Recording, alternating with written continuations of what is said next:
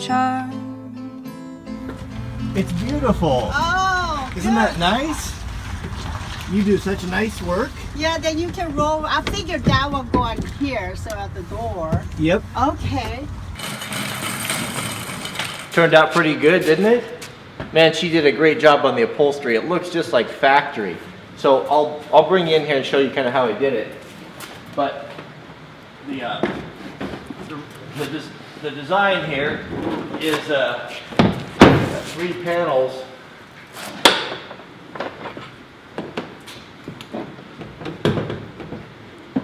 So we can take it out. I can take them out really quickly. Here, I'll bring you over here closer. Isn't that beautiful? Man, there's a lot of work she put into that. Look at the detail, the contour.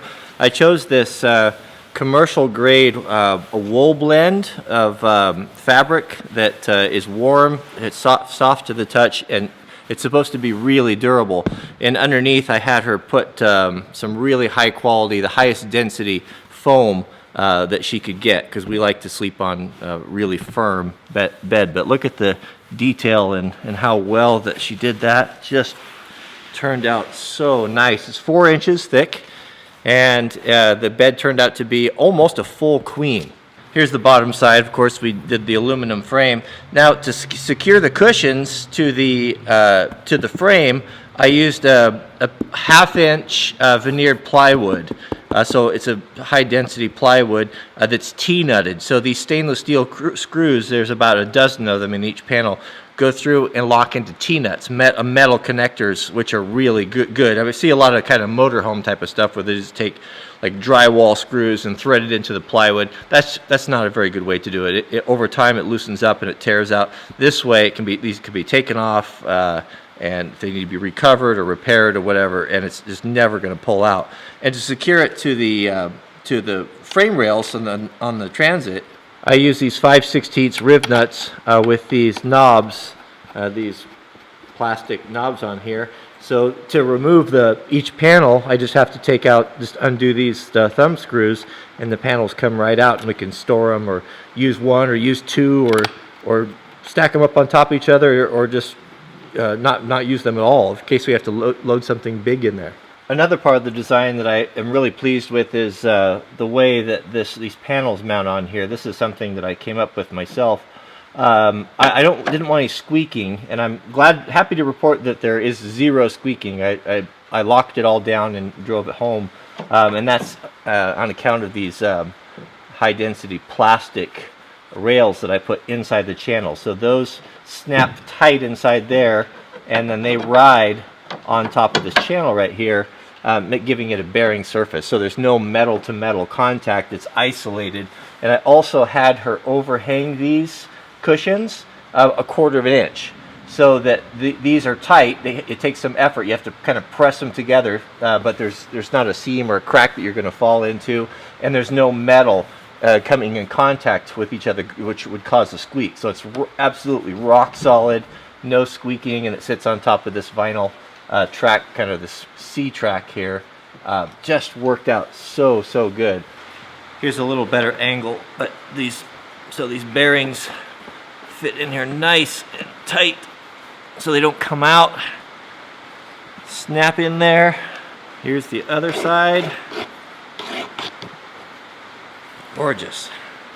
This is exactly why I went with the aluminum, because these panels are not heavy, they're manageable. They don't weigh very much, and they're easy to move around.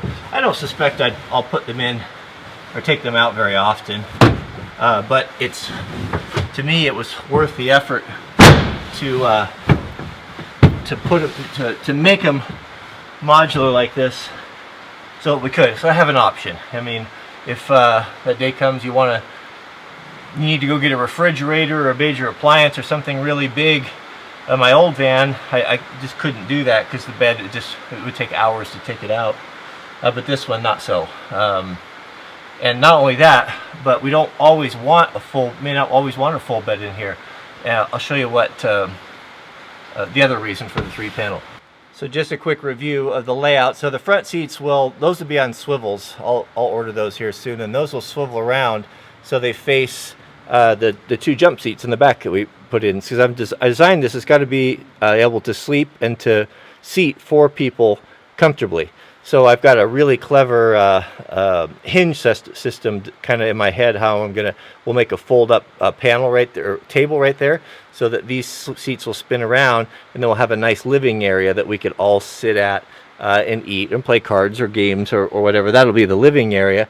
Now, of course, then we've got the bed back here, and an important aspect of it is to have some move-around room here. So one of the things that we're going to be spending a lot of time in the van is taking it skiing. And what's really nice, especially when you have kids and you're getting ready, and is to have a place that you can pull up there, and it's not being a rush. It's hard to put ski boots on and deal with all the clothes, all the gears when you get 3 or 4 people in a little car. You end up doing it outside, and if it's snowing or the weather's bad, it's just really a drag. Or trying to drag a bunch of bags and stuff up to the lodge is just not very practical. So what we can do is we can just take this panel loose, for example, if we're not going to be spending the night, and we can stack these up. We could just stack them up on the back and just throw a like a kayak strap around them, and they could just live there. So if we want the bed, we can just roll it out. We have the bed, but we also, each time, these panels are 24 inches each, we can take one out, and that gives us an extra 2 foot of walk around living space for gears, bags, skis, or we can do 2 of them. But what I think I'll probably do is probably just remove this one panel and then sit it towards the back, and then we have lots of room there. We got 7 feet, 6-7 feet area right there, where everyone can kind of get around and put your boots on and stuff. There'll be a bench right along the side here to sit on. So yeah, I think it was a lot more work to do this, the 3 panels setup, but I'm so glad that I did. I was really tempted just to make one big monolithic bed and just live with it, but this is so many. It gives you so many more options, and it's so much more versatile. I'll show you underneath too. So as you can see here from the front there, so it's very clean. There's no nothing really exposed that looks bad. I put a nice heavy piece of 1/4 inch across here to give it rigidity and stiffness where everyone's going to be landing on the bed and sitting. It's rock solid. And then underneath here you can see those are the knobs right there. Focus, a little dark under here. Those are the knobs to hold everything in place, but very, very clean. The bench and the box that will hold all the water and the hot water heater, the Insta-Hot and all that stuff, that fender well box will go over this. And then of course lock into the eye channels. Those are the eye channels that they use for airplane seats, and it gives me the ability to mount everything solidly to the body, and not have to worry about things coming loose in an accident. Those are all tied in with riv nuts, 1/4-20 screws, rock solid. Even way exceeds factory attachments in my opinion. And then of course the plywood panel there will be upholstered in the same fabric as the bed, so it'll be nice and soft and clean. But yeah, I think it turned out really, really good. It looks nice. I had her do the fabric underneath, so we have that continuity.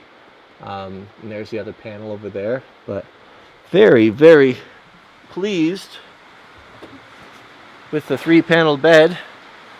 Here you can see how they tie in there. It just sits over top, and no squeaking. Just thrilled. It's really kind of satisfying to come up with something in your mind, and I've spent countless hours thinking about this before I started building it, and many times when you're in the prototype stage of things like this, there's always, when you get to the end of the job, there's a little disappointment. Oh, I wish that I would have done this, or I wish I would have done that. But I can honestly say I don't think I would do anything different on this. Not at all. I just am thrilled with the way it turned out. It's super lightweight. It's super strong. It looks nice. It's easy to put in, to take out. And yeah, great system.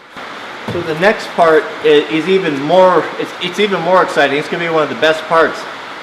There's a company in Germany that makes a tiny little gas generator called an S-bar.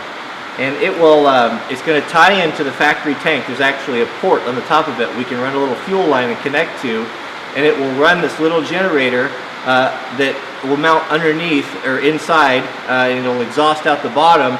And it's, I mean, it's tiny. It's like the size of one of those big beer cans. And what that will do is that it's a furnace, and so it will run off the fuel in the gas tank.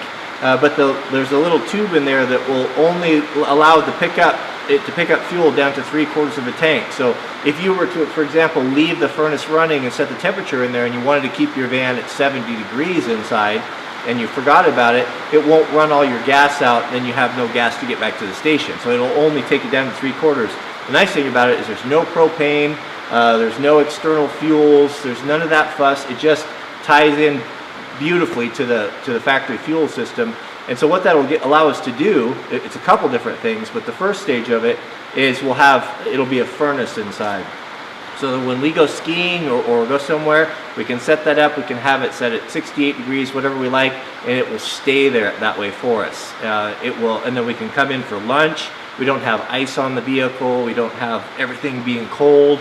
And with kids, you know, that's nice. So that's something we're going to be doing here in a couple days. I just got the email that it came in. We're going to go pick it up. We're going to talk to the guy. It gets better than that, though, because with the S-Bar is there's this really clever, you'll find out here soon enough, there's this guy that I met that's a couple hours from here that's building a heat exchanger that works with the S-Bar. So not only does the S-Bar, is it a furnace, but it's also going to provide for us on-demand hot water at 1 gallon a minute. So we could have unlimited hot water in the van for showers or just for cooking or hand washing and stuff.